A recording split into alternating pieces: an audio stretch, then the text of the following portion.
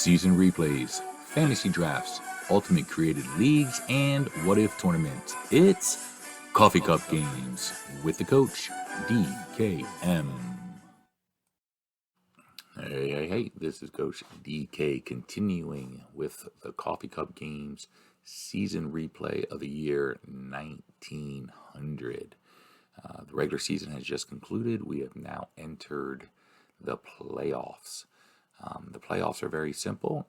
8 teams make the playoff every year from each league. There just happens that in both leagues, the American and the National League, both of them had 8 teams in them. So all 8 teams from each league have made the playoffs.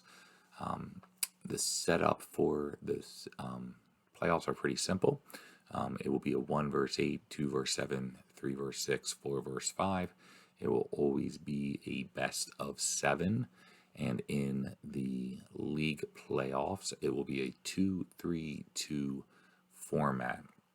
We are obviously going to be focusing this episode on the American League. We have the Chicago Invaders, the number 1 seed, taking on the worst team in the majors, the Minneapolis Millers. On the bottom half of the top bracket, we have the number 4 Detroit Wolverines against the number 5 Milwaukee Creams. Milwaukee originally came in second place, so do not be surprised if they're able to take Detroit in this one. Cleveland and Kansas City will be playing in the second round. Cleveland's number 3 seed. They achieved a lot better than they did originally in the year 1900. Kansas City is the number 6 seed. We believe this one might go down to the wire. This could go either way, but ultimately we're going to go with Cleveland in this one with their pitching. Indianapolis, the number 2 seed, will be taking on the number 7 Buffalo Bills, another one of the worst teams in the entire major league. So this should be an easy win for the Hoosiers. Ultimately, we think Chicago's going to have no problem with Minneapolis. We think Milwaukee might upset Detroit. We think Cleveland's going to win in 7, and we think the Hoosiers are going to win easily over the Bulls. So let's jump into the action. We're going to be doing some highlights. We might show some full games during the playoffs, but we're going to be focusing this episode specifically on the first round of the American League. The first game we're going to be highlighting is Game 1 of the series between the Minneapolis Millers and the number 1 Chicago Invaders. This is part of the first round. Again, Minneapolis is one of the worst teams in the majors. Chicago Invaders not only won the original, the actual 1900 American League title, they also were our replay winner of the American League. On the mounds for each team, for the Millers, we're going to have Red Arrett. He was 14-20 during the regular season. He had 3 saves, a 3.88 ERA, 42 games started. He had 78 strikeouts and 92 walks. He's going to be going against one of the best pitchers in the American League, Jack Coutole, who was 19-10, had 7 saves and a league best 1.26 ERA. Coutole did start 30 games. He had 99 strikeouts and walked only 65. And now for the lineups for the Millers, we have leading off, the second baseman Nichols. We have Wilmot, the right fielder, batting second. Nance, the third baseman, will be batting third. Harvey, the left fielder, will be in the cleanup spot. Davis, the center fielder, will be batting fifth. Worden, the first baseman, batting sixth. Fisher, the catcher, will be batting seventh. Smith, the shortstop, batting eighth. And Red Arrett, the pitcher, will be batting ninth. For the Chicago Invaders, we have Dummy Hoy leading off in center field. Patton, the second baseman, will be batting second. Sugden, the first baseman, will be batting third. Schugert, the shortstop, will be batting fourth. Brody, the left fielder, batting fifth. Hartman, the third baseman, batting sixth. Wood, the catcher, will be batting seventh. McFarland, the right fielder, will be batting eighth. And Jack Coutole, the pitcher, will be batting ninth. Now, before we jump into the action, I just ask you to like the video, subscribe to the channel, leave comments. Always appreciate anything that you guys can do. Yes, that is a tireless plug that I do as much as I possibly can remember. But if you can like, subscribe, leave a comment, it'd be much appreciated. Now let's get into the action.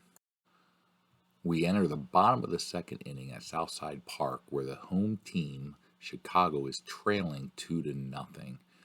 Minneapolis scored 1 run in each of the first 2 innings on a single, a couple of walks, and a couple of wild pitches, but now it is Chicago's turn to try to make a rally. Red Air's up on the mound. Sugar's going to lead off. He is the shortstop. Sugar is going to possibly hit a home run. He does. Sugar hits a home run. He had 14 during the regular season, and so he is their power hitter, and he gets the first run for Chicago. Brody is up. He's going to single. Brody was a .295 hitter during the regular season. We are going to go ahead and try to steal. Red Air is a +1. Fisher, the catcher, is a +1. So even with a bad lead, Brody's still going to go ahead and steal. Hartman is up. Hartman hit .296 during the regular season. He did have 82 RBIs. We're going to go let him swing away, and it pays off as he rips a single in the opposite direction. Hartman's on first. We are going to attempt to steal. He doesn't get a good lead. It's not going to be advantageous for us to try. So Wood, our catcher, is going to be up. He is going to draw a walk, which brings McFarland up. McFarland hit .236 during the regular season.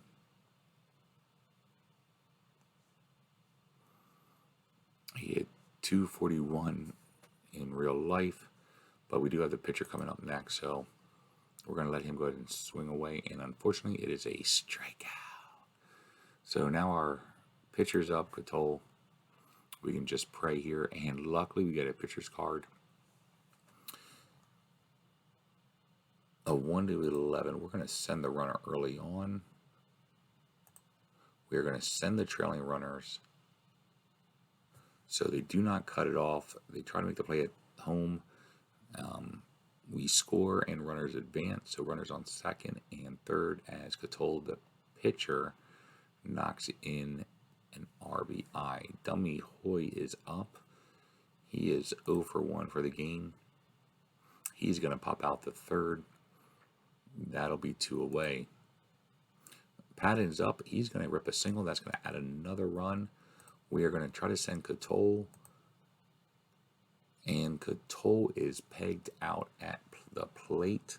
But we did get 4 runs in the second inning, giving us a 4-2 lead. We're about to enter the decisive 8th inning. The score remains 4-2. Since the second inning, Red Air has only allowed 2 hits against Chicago.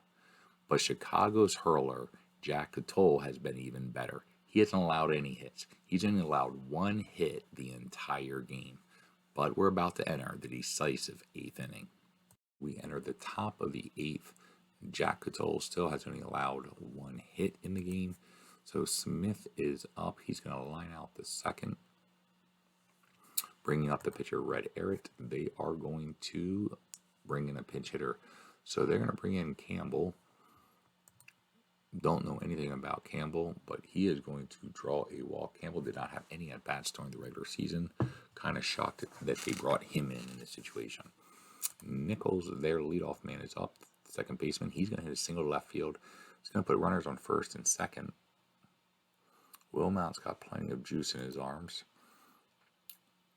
He's going to get Wilmot to ground out the Sugden at first, bringing up Nance. Nance hit .301, again, the only hitter on the team with an average over 300. Next up would be Harvey. Harvey hit .273. It only had 22 RBIs in 209 bats. He did play 105 games. We're going to go ahead and pitch to Nance, see what happens here. And Nance is going to line out to end the inning. And so that will end the inning. They had a good opportunity there with runners on second, thirds, 2 outs, but was not able to take advantage of it. So now at the bottom of the 8th, Sugar, or shortstop, is up. He's our cleanup man. He had 14 home runs during the regular season. His first at bat, he did have a home run. He's going to get his second hit of the game. Sugar did hit 286 during the regular season. Next up is Brody. He hit 295. The ball bounces away. Sugar heads to second, and he'll make it on the wild pitch. So Brody is up.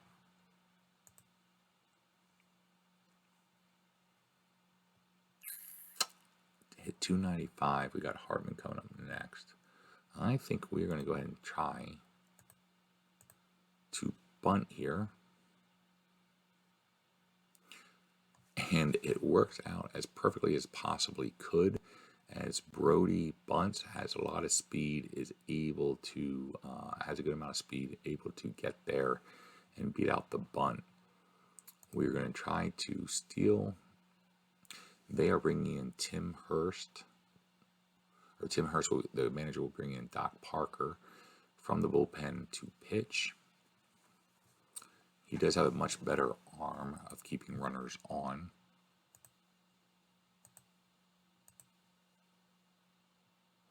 And Brody is able to steal second. Bringing up Hartman, who is 1 for 3, already has an RBI, but this time he's going to line out, so that's going to be 1 down. Wood is 1 for 2 with a double. Could definitely use a good hit here. He's going to hit a ground ball to second. They're going to keep the runners with their infield in, so that is going to be 2 out. The runners have not advanced. And McFarland is going to be walked. I think we're just going to let Jack Cotole hit. I think we want him on the mound more than anything else. He's going to hit a fly ball to center field. It's going to be up to Davis to be able to end the inning. He's got to make a play. It is not. He couldn't get to it. His range of 3 held him back. It is a double by Jack Cotole, who clears the bases. Unreal. So Jack Cotole clears the bases, took a risk, let him hit, more or less for the pitching. Thought with a 2-run lead, we'd be in good shape.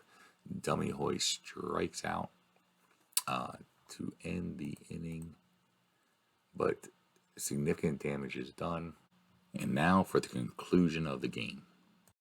And so now it's up to Worden. He had a single. He did get on base with an error, but he is 1 for 3. He did score 1 of the 2 runs. And he's going to pop out to end the game. Jack Cotole with a complete game. Pitching 9 innings, only giving up 2 hits. But probably more impressively for Jack Cotole is the fact that he was 2 for 4 with 4 RBIs, as well as pitching a complete game for the win. Had 3 strikeouts, so obviously the game was all about Jack Cotole in this one, as he did everything he could at the plate and on the mound to help his team win. So a good game. Cleveland Invaders, as expected, did win the opener. All right, so as you just saw, Chicago defeated Minneapolis 7-2. So Chicago now leads the series 1-0. The next game in the bracket is Detroit Wolverines and the Milwaukee Creams. This may be the most competitive matchup in the first round in the American League. Real interesting series here. Detroit did wrap up home field advantage on the very last day of the regular season. They were in a battle with Milwaukee over who would get home field advantage between the number 4 and the number 5 seeds. Originally, Milwaukee came in second place in the year 1900. They were only 4 games out of first place. Detroit, like they have in our replay, had come in 4th place, but Milwaukee originally was the better team. So this could be a real interesting matchup. And on the mound, Milwaukee Creams will send Southpaw Hall of Famer Rube Waddell. Waddell went 13-6. He had 8 saves, and he had an extremely impressive 1.91 ERA. He only started 9 games. That's primarily because of his injury rating, which StratO'Matic provided, because originally in the year 1900, Waddell had actually played for 3 different teams. And so he spent part of this replay injured to try to limit his games. And so that's why you only see 9 games started, but he's by far the best pitcher on the Creams. He did strike out 68, and he did give up 23 walks. For the Wolverines will be right-hander Jack Cronin. He was a 20-game winner with a 21-16 record. He did have 4 saves. He had a 2.74 ERA. He started 42 games. He did have over 100 strikeouts with 110, and he did issue 118 walks.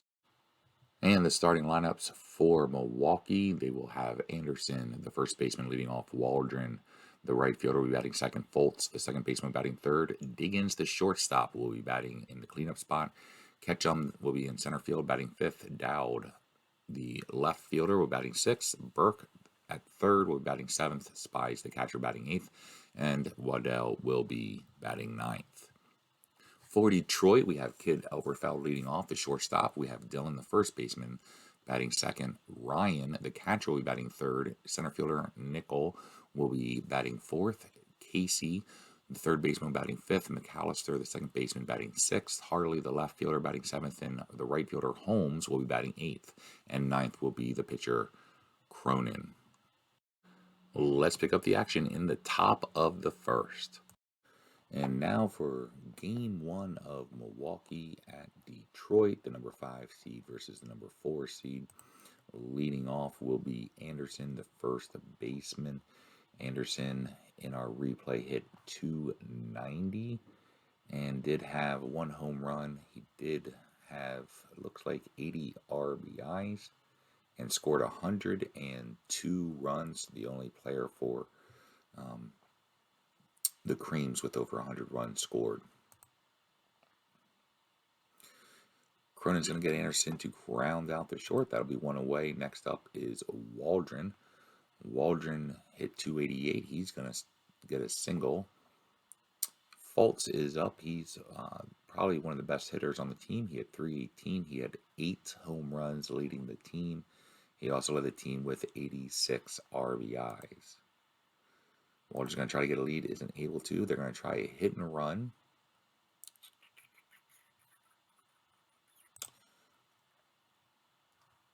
And we decided to try to get the runner out as the hit and run failed, missed the pitch, but Waldron was still able to steal second. So Foltz is now out with a runner on base. He needs a 1-9 for a home run. He gets an 11. That is going to be a triple. He's going to get an RBI triple. Foltz showing why he's the best hitter for the Creams. Next up is Diggins. Diggins hit .299 during the season. He's going to hit a ground ball. That's going to be to McAllister. That's going to be an out. Foltz is not able to advance. Ketchum's up.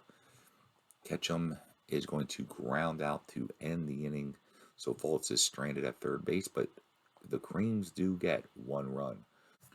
We now enter the top of the 8th, and we will watch the remainder of the game. The score is still 1-0.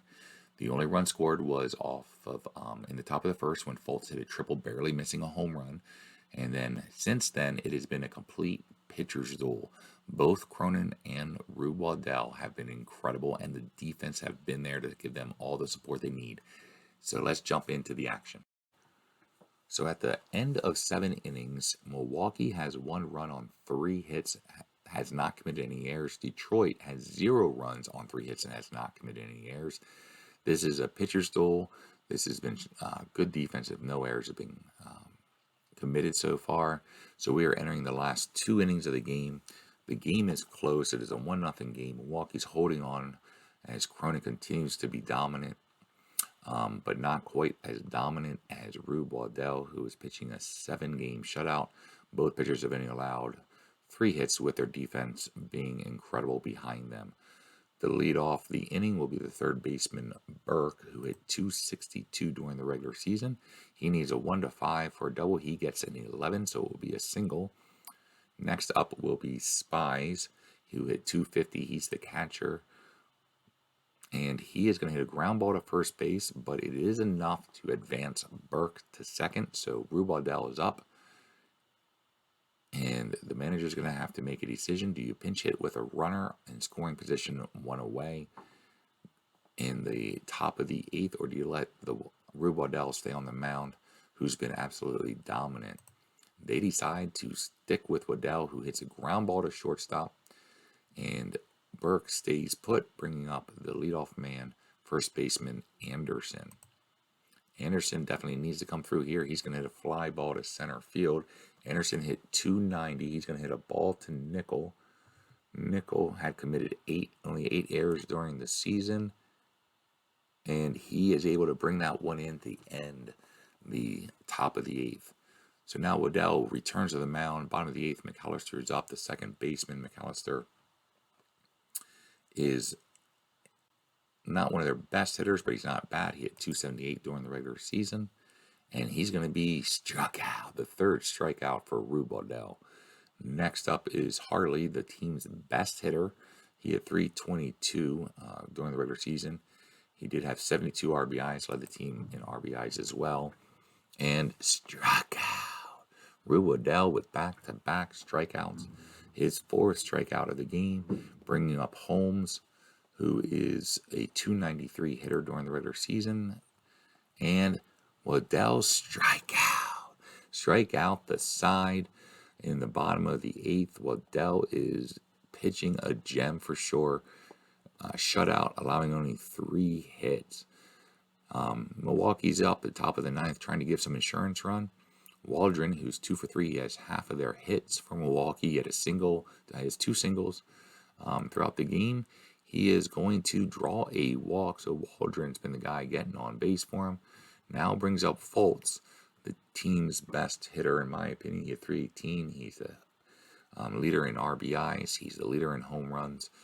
He did get the only RBI hit in the first inning with a triple, where he just missed a home run. And Cronin's keeping an eye on Waldron, not letting him get a big lead here. And Fultz is going to hit into a 6-4-3 double play. So that's going to be 2 down. Diggins is up. He is 0 for 3 in the game, and he's going to line out for the short, which brings Waddell with a chance to end the game and get the complete game shutout. He's going to be going against the pitcher Cronin. I guarantee they're going to be bringing in a pitcher. They do not. This is surprising. Waddell strikeout. Number 6. Really surprised there that the Wolverines manager did not pinch hit. Bringing up now the leadoff man, Kid Elberfeld, the shortstop. He is 0 for 3. A lot of guys are 0 for, but Kid Elberfeld pulls a single here. So there's life left for the Wolverines. Now it's up is Dylan. He's 0 for 3. And it is going to be a game-ending 6-4-3 double play. Rube Waddell pitches an absolute gem. A complete game shutout, allowing only 4 hits. Both teams' pitchers were incredible, both allowing 4 hits in the game. Defense was incredible, no errors allowed. But Rube Waddell shows why he is a Hall of Famer as he pitches a complete game shutout to end it. Well, we've gotten through the first 2 games of the American League playoffs. Those 2 games were both day games. So now we're going to go into the bottom half of the bracket where they will be night games. We got the Cleveland Babes taking on the Kansas City Blues. And it's time for game 1 of the first round between the number 6 Kansas City Blues and the number 3 Cleveland Babes. This is one of the games one of the series that we thought might be a potential upset. The reason thinking that is Cleveland Babes did have a 90-72 record. The Kansas Blues had only a 74-88 record during the regular season. But originally in the year 1900, the 2 teams were only a half a game apart, both with a losing record. So Cleveland Babes in a replay was incredible. Kansas City was pretty consistent with what they had done originally in the year 1900. But knowing that, we do think this might be a chance for an upset. On the mounds today for the Kansas City Blues, we have Dale Gear. He has an extremely impressive 21-7 record. He did have 6 saves. He had a 2.54 ERA. 32 games he started. He had 50 strikeouts and gave up 66 walks.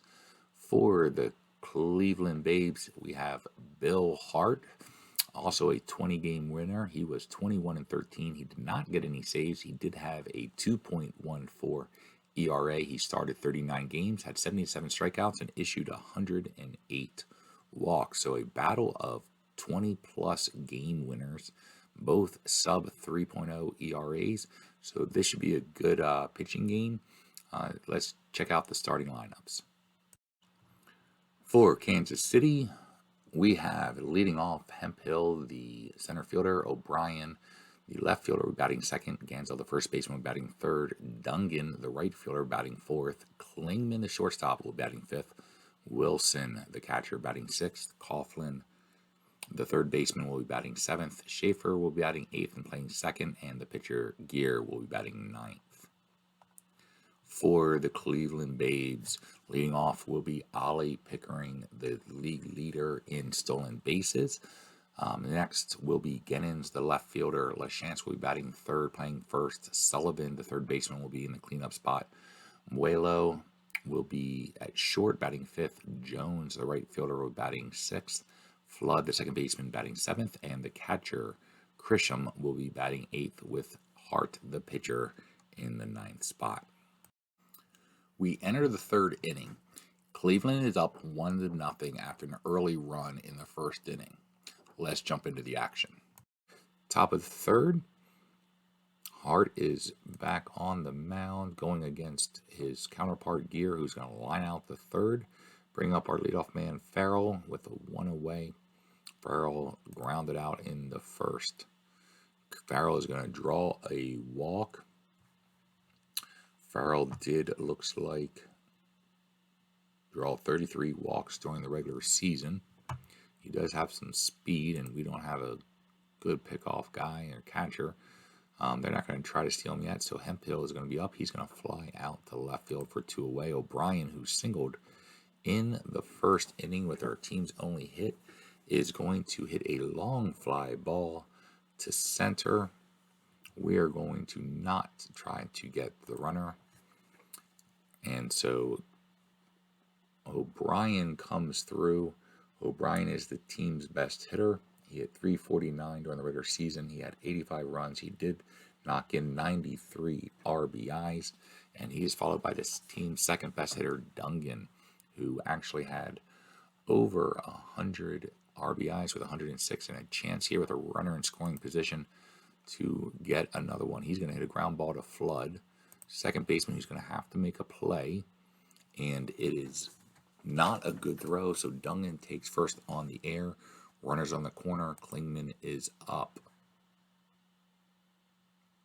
Oof. I hate giving up a stolen base with a 1-9.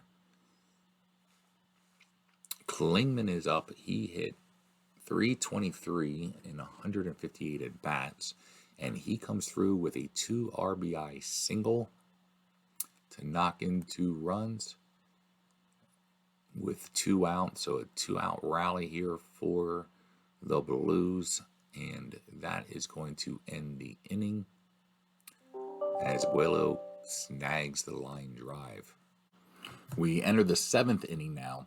The score is 3-2. Cleveland got a run in the 5th inning to cut the lead in half. So we're now entering the 7th inning where both teams are going to make a serious threat to add more runs. And so now we enter the top of the 7th. Hart is still on the mound going against Coughlin, the third baseman. He is 0 for 2 with 2 flyouts. Coughlin hit 272 during the regular season, and he is going to ground out to short for the first out. Next up is Schaefer. He hit 258 during the regular season. He is grounded out twice in today's game. He needs a 1-3 for a triple. He's going to get a 17, so he is on base, and that is the 4th hit for the Blues in the game. Schaefer's got some speed, and he is going to try to take the base there, trying to hit and run. Doesn't work, so it's just a simple ground out by Gear. Farrell is up. He is the leadoff man. He's playing center field during the regular season. He was hitting 311. He's got a runner on first with 2 outs, and he's going to hit a ground ball to Sullivan at third, who's going to have to make a play. Sullivan juggles it, and looks like Farrell beats it out. So that is going to be an error on the play, number 2 of the game for Cleveland. Runners on first and second Hemphill is up. He had 325 during the regular season. He scored 135 runs, 94 RBIs. He is one of the two big run scorers for the team, him and Farrell. So Hemphill, who is 0 for 3, is going to be facing, and it looks like there is a passed ball. So the runners advance to second and third. So two runners in scoring position. And Hemphill is going to draw a walk. The bases are loaded for O'Brien, who is 2 for 3 with an RBI double and a single in the first. So a big situation here as Hart needs to buckle down, and it is going to get O'Brien to line out to end the inning with the bases juiced. So a fortunate play for us. And now we enter the bottom of the 7th, but beforehand, let's take out in the trivia question, who was the third baseman for the World Series winning 1963 LA Dodgers? I don't have a stinking clue on this one. It was Junior Gilliam or Jim Gilliam. Not ever would have guessed that. Entering the bottom of the 7th, we have Buelo up. Cleveland is trailing 3-2 after a big inning by Kansas City in the third. Buelo hit 266 during the regular season. He is going to hit lead off with a double to center field, putting us with a runner in scoring position. Bringing up Hart, we are going to go ahead and we are going to, do we want to bunt? Let's check how his bunting is. He is a B bunter. He did hit 252 during the regular season. He is going against a right-hander. 25.7. Let's just go ahead and lay down a bunt. And it looks like the bunt works. It is fielded by Dungan, the first baseman, who then throws the ball away. So Hart on the sacrifice bunt gets first base. So now there are runners on first and third. There are no outs. Pickering is up. He is 0 for 2. He did score a run when he drew a walk in the first. And he has a chance, the Babes have a chance to knock in some runs here with our 1, 2, and 3 hitters coming up with 2 runners on. And Pickering comes through with a long shot down the line at League Park. Easily Buelo is going to score. Hart's going to go to third. We are going to send him home. They are going to throw. Hemphill throws the ball away for an error. So Pickering then on the air is able to go around and score. So a 3-run turnaround. So we now have a 5-3 lead off of the double and the throwing error by Hemphill. So now Flood is up with the bases clear. There are no outs. He's going to line out for the first out of the inning. LaChance is up. He's 0 for 3. Probably our best hitter besides Pickering. And another error for the Blues. So errors are killing them right now.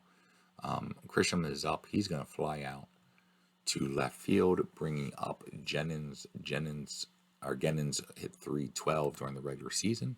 He is 0 for 2 today with a walk. He's going to hit a fly ball to Farrell in center field, who's going to have to show his defense ability.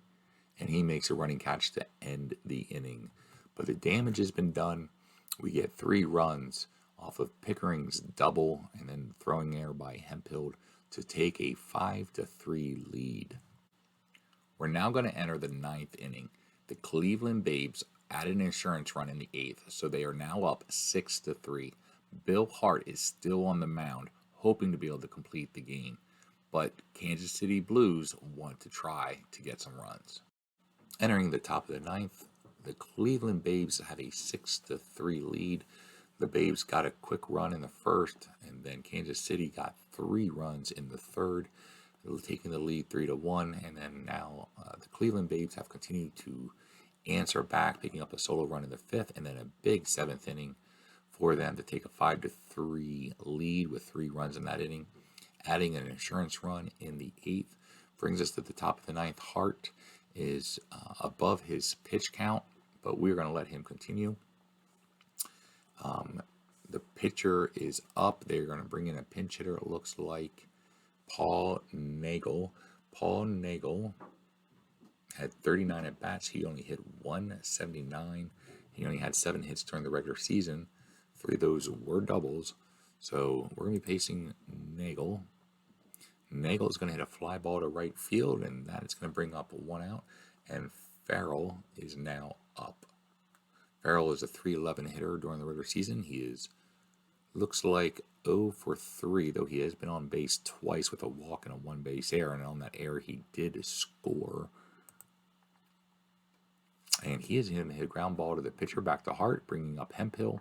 Hemphill, the right fielder, definitely needs to make up for his miscue back in the 7th where he had a throwing error.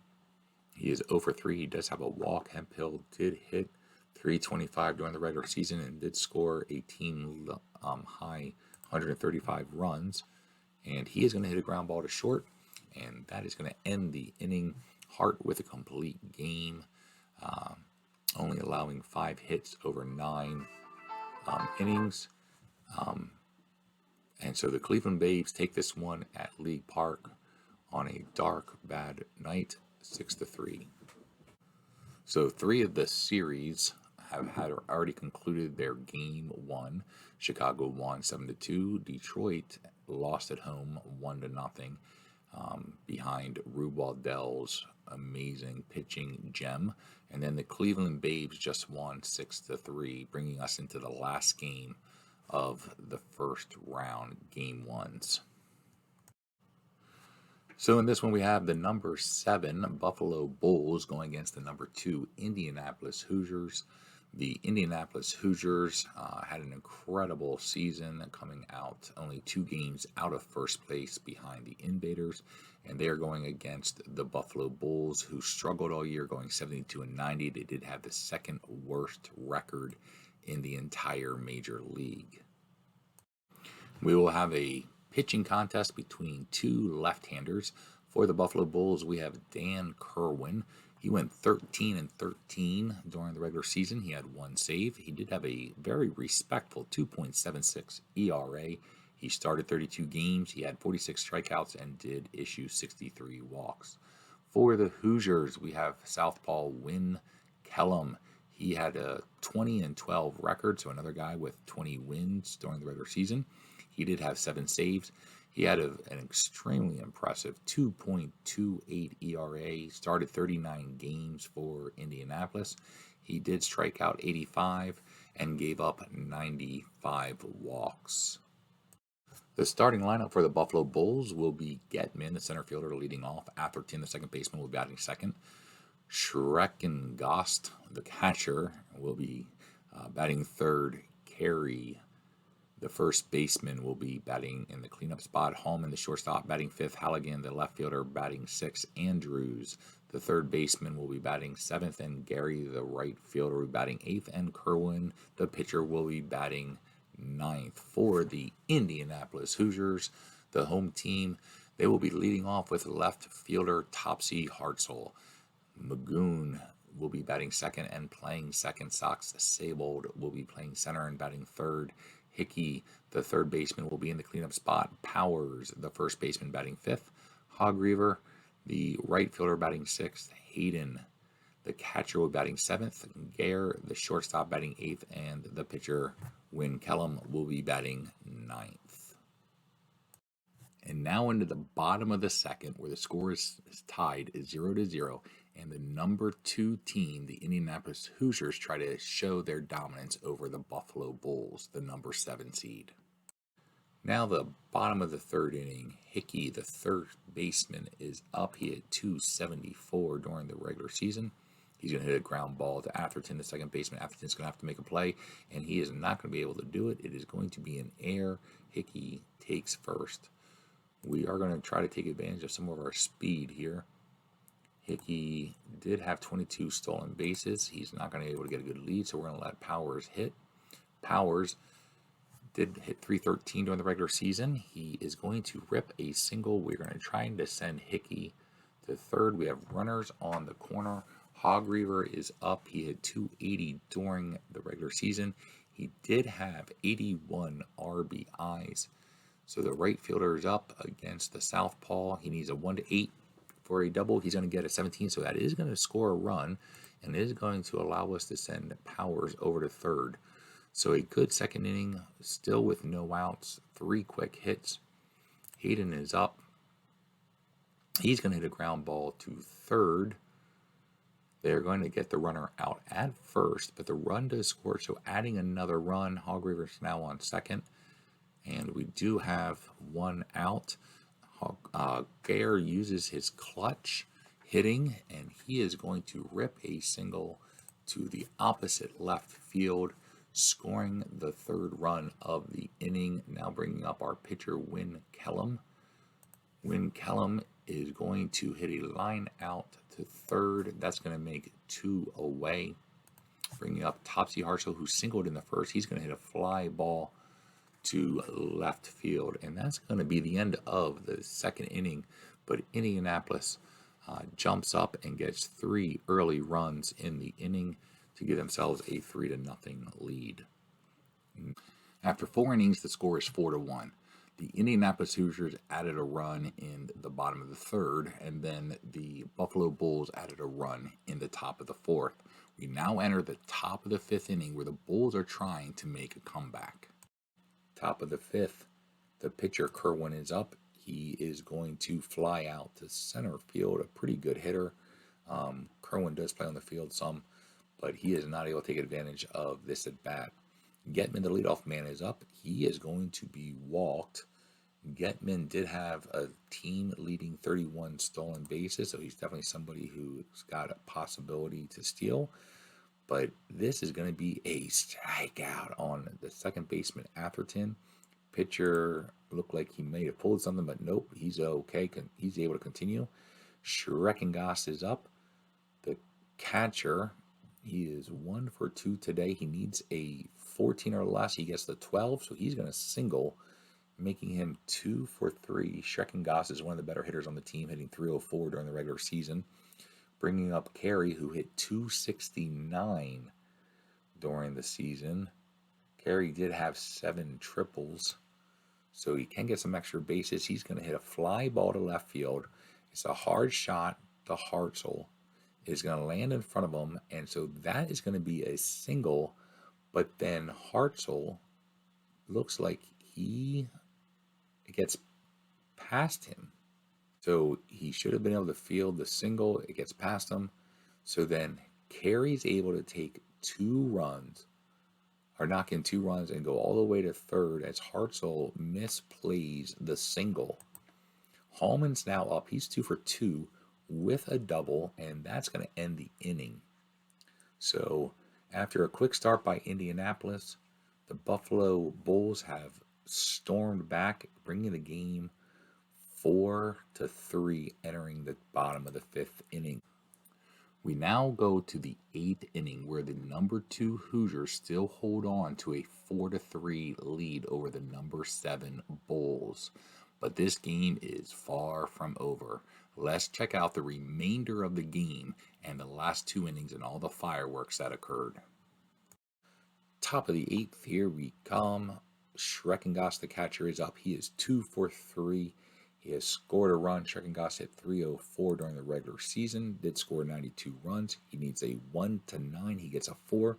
So he will be 3 for 4 in the day. He is on first base.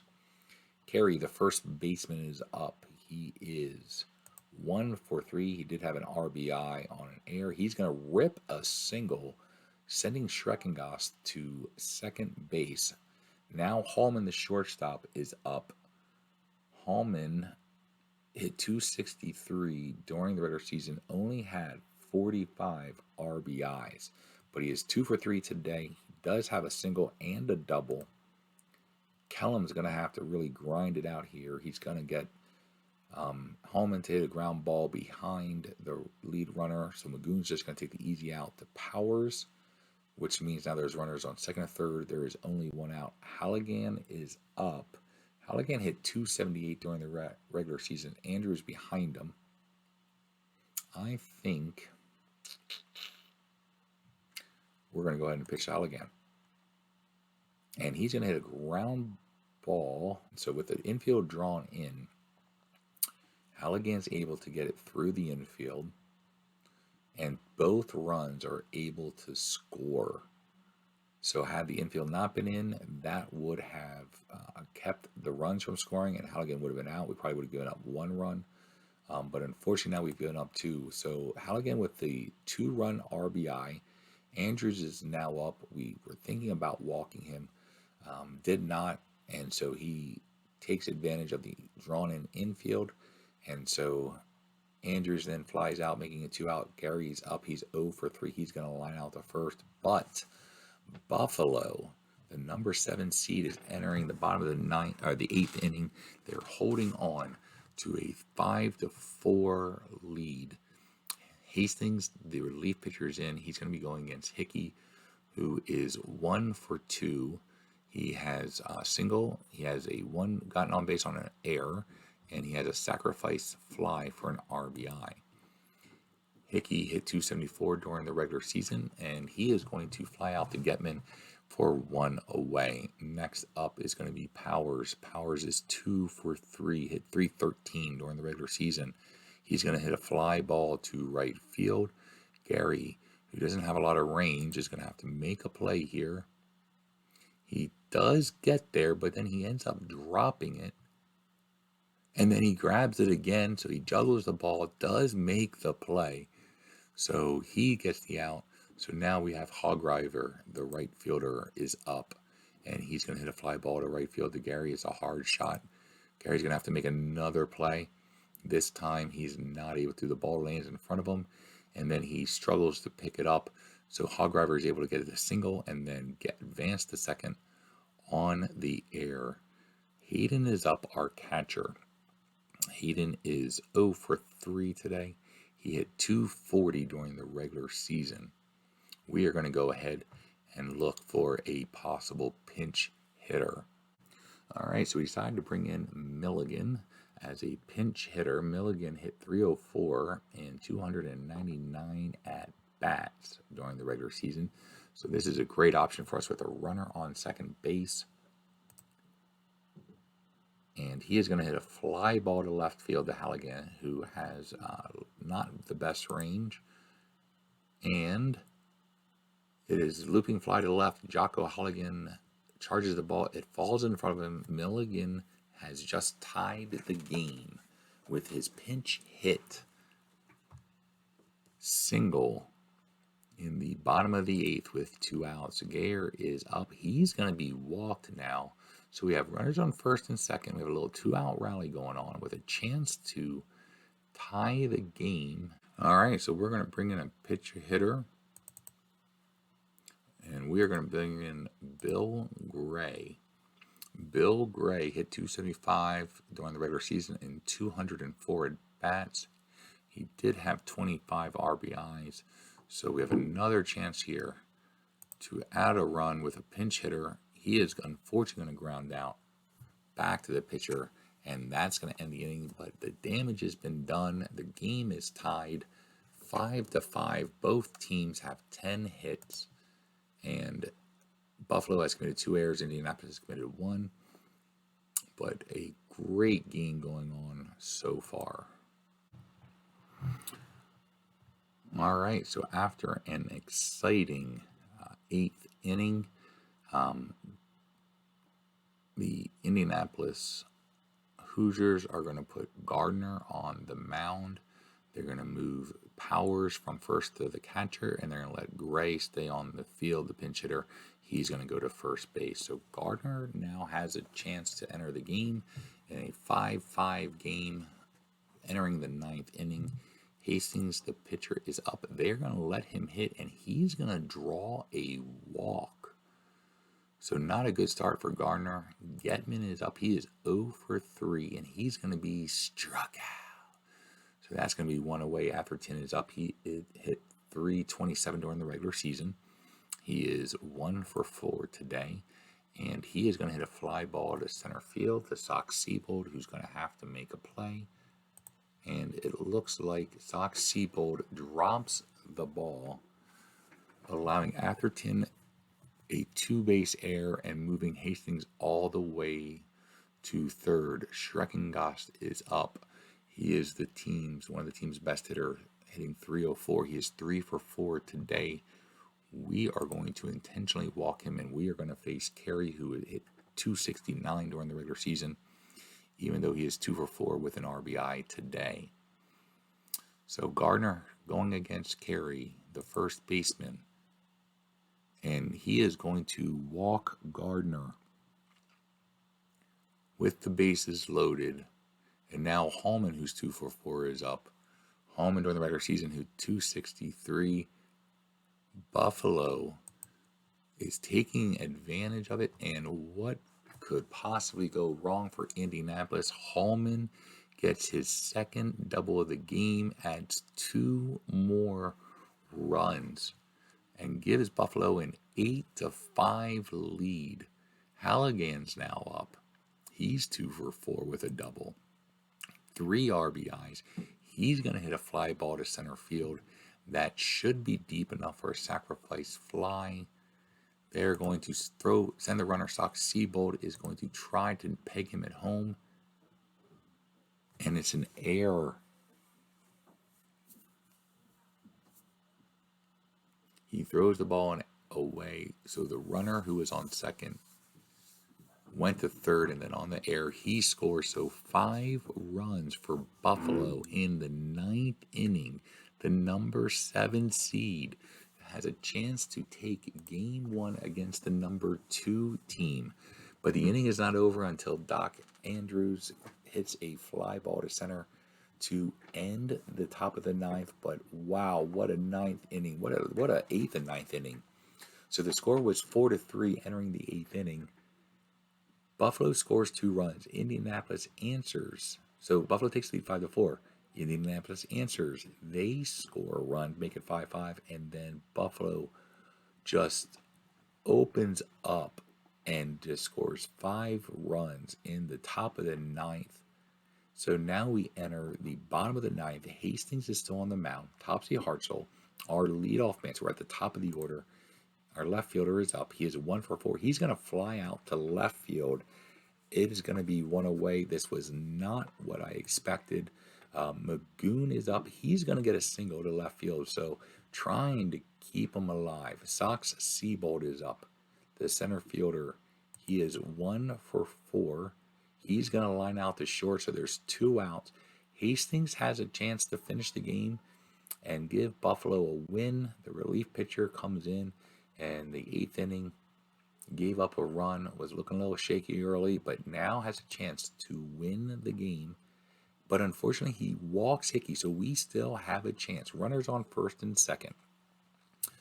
Doc Powers is up. Powers hit .313 during the regular season. He's 2 for 4 today. He had 2 singles in his first 2 at-bats, but the last 2 he's gotten out.